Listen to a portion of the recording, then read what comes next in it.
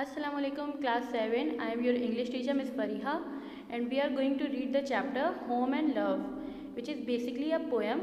Before starting the poem, I request you to like the video, subscribe the channel and press the bell icon ताकि आगे आने वाली जितनी भी videos है वो आपको टाइमली मिल जाए. Now move on to the chapter.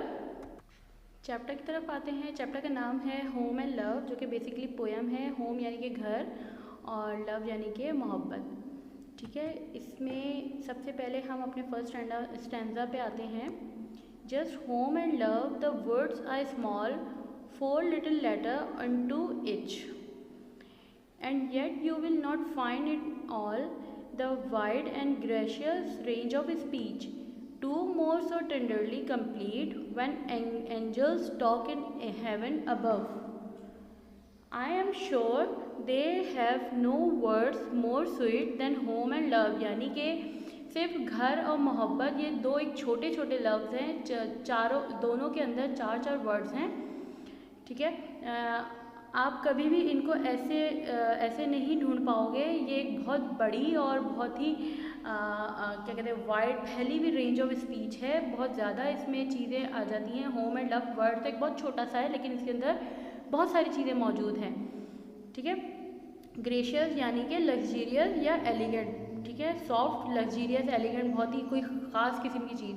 To more so tenderly complete, दोनों चीज़ें बहुत सॉफ्टली, बहुत ही अच्छे से मुकम्मल हुई है. जब फरिश्ते जो हैं जन्नत में बात करते होंगे ऊपर, तो मुझे यकीन है कि उनके पास इससे ज़्यादा कोई स्वीट और अच्छे मीठे लफ्ज़ नहीं होंगे जो कि हमारे पास है. घर या मोहब्बत, होम एंड लव, घर एंड मोहब्बत, होम एंड लव.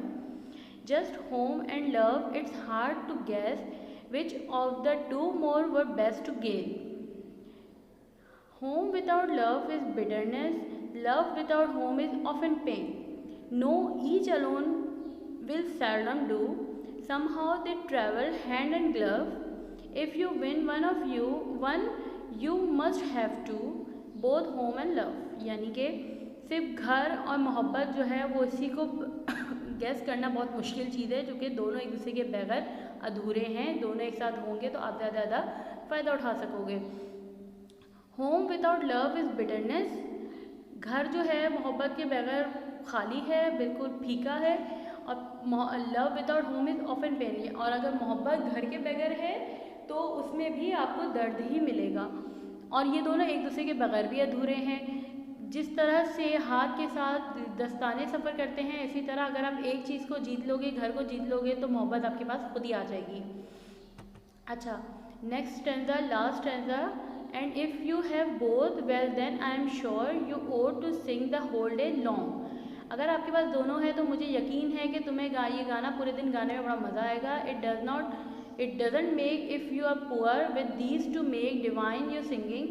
ये ज़रूरी नहीं है कि तुम गरीब ही हो. अगर तुम गरीब हो, लेकिन अगर तुम्हारे पास ये दो चीज़ें हैं तो तुम अपने गाने को डिवाइन यानी कि जन्नत या बहुत ही अच्छा बना सकते हो. एंड सो आई प्रेसफुली रिपीट, और मैं फ़ख्र से रिपीट करता हूँ या करती हूँ. When angel talk in heaven above, there are no word more simply sweet than home and love.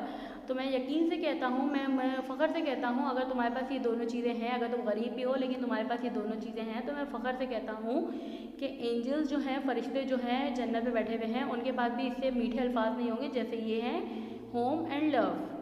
उम्मीद करती हूँ आपको ये टॉपिक अच्छे से समझ आया होगा, ये पोएम अच्छे से समझ में आई होगी. इसमें कहा क्या जा रहा है कि घर और मोहब्बत अगर एक साथ होंगी तो आपका जो घर है, आपकी जो ज़िंदगी है वो जन्नत बन जाएगी. अगर इनमें से कोई एक भी आपके पास नहीं होता, अगर घर है और मोहब्बत नहीं है, तो आपका घर जो है वो फीका रहेगा. और अगर आपके पास मोहब्बत है लेकिन घर नहीं है, तब भी आप दर्द में ही रहोगे.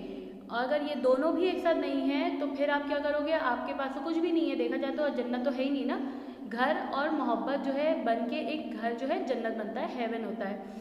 तो पोएट ये कह रहा है कि अगर आपके पास ये दोनों चीज़ें हैं तो मैं श्योरिटी के साथ कह सकता हूँ कि आपके पास जन्नत की हर चीज़ मौजूद है. यानी कि जो जन्नत में फरिश्ते बैठे हुए हैं उनके पास भी इतना मीठा लफ्ज़ नहीं होगा जितना यहाँ पर है कि घर और मोहब्बत. उम्मीद करती हूँ कि टॉपिक आपको अच्छे से समझ में आ गया होगा. तो अच्छा, अब हम आते हैं अपने असाइनमेंट की तरफ। असाइनमेंट आपको सेम वही करना है, अपनी कॉपी पर असाइनमेंट का टाइटल पेज बनाना है और वहाँ पे आपने अपना चैप्टर का टाइटल पेज बनाना है और फिर वर्ड्स मीनिंग स्टार्ट करनी है। यहाँ पे आपको वर्ड्स मीनिंग दी हुई है, divine, gracious and hand and glove, जो कि आपके पेज के बुक नंबर 89 पे मेंशन है। आपने वहाँ से इसको कॉपी में उतारना है। उसके बाद आपका दूसरा असाइनमेंट है, असाइनमेंट नंबर 1B कहलाएगा ये, ठीक है, सॉरी 1A कहलाएगा। इसमें आपने क्वेश्चन के जवाब देने हैं, आंसर्स देने हैं। सबसे पहला है, what are the word that the poet want to bring to our attention. ऐसे कौन से वर्ड हैं जो पोएट जो है हमारी अटेंशन अपनी तरफ या पोएम की तरफ खींचने के लिए लाना चाह रहा है। दूसरी है, what information does he give us about the word, mention at least 3 point found in the first word. पहले वर्ड्स में, पहले स्टैंजा में आपने कोई से भी 3 पॉइंट ऐसे ढूंढने हैं जिसकी इन्फॉर्मेशन पोएट ने हमें दी है। थर्ड है क्वेश्चन हमारा, what message does the poet have for those who have both home and love. ऐसा कौन सा मैसेज है जो पोएट ने दिया है जिसके पास घर और मोहब्बत दोनों है, उसके पास क्या कुछ मौजूद है, ऐसा मैसेज पोएट ने इस टॉपिक में दिया है, जो भी मैंने सेंट्रल आइडिया के तौर पे बताया, तो वो आपने इसका आंसर लिखना है।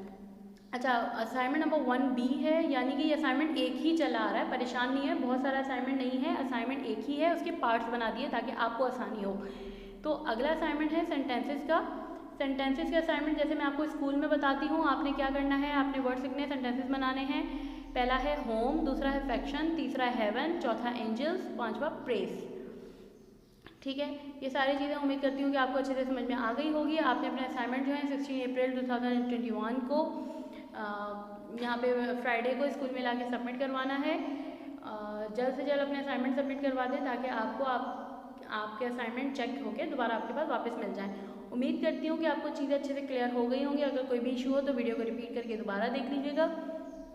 मिलते हैं अपने नए टॉपिक के साथ, तब तक के लिए अपना ख्याल रखिएगा और दुआओं में याद रखिएगा। अल्लाह हाफ़िज़।